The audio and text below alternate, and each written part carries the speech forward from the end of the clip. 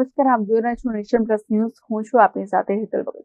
વલસાડના કેરી માર્કેટ ખાતે આવેલ જીબીના ટ્રાન્સફોર્મરમાં નીચે આગ લાગી હોવાની ઘટના સામે આવી છે.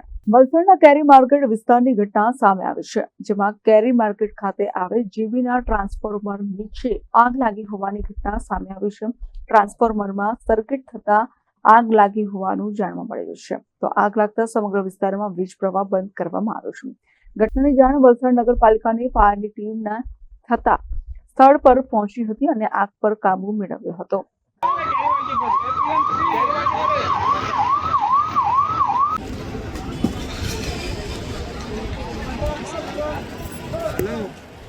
ટ્રાન્સપોર્ટરમાં લાગેલી આ ફાયર આવી ગયેલું ભાઈ. ટ્રાન્સપોર્ટરમાં જીબી પેલું જો ફાયર વાળું છે ને, ઓઇલ વાળું નીચે ટીપા પડતા છે.